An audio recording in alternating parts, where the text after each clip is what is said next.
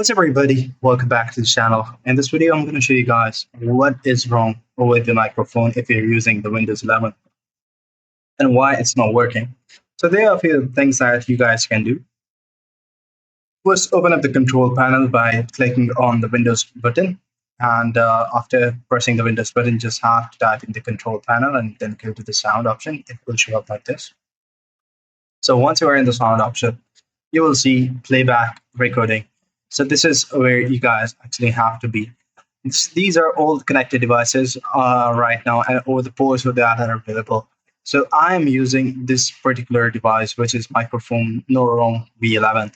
So if you have connected your device and it might not be ringing like this, this is the sound gauge that is going up. It means that it can actually consume or record the voice. But as you guys can see that this is the stereo mix, which is not able to receive any of the voice because the microphone is broken. So one thing that we guys can do is to go ahead and click on the Windows button again and search the device manager. Now, once we are in the device manager, you will see all the devices that are actually connected to a PC. So PC, laptop, or any other device that you're using Windows 11 on. Now, once you're over here, you will see that there are options like audio inputs and output. Now, I have this device over here, and if I want to go ahead and update the driver, the basic problems will fix up. So first, what we're going to do, we're going to go for the update driver option.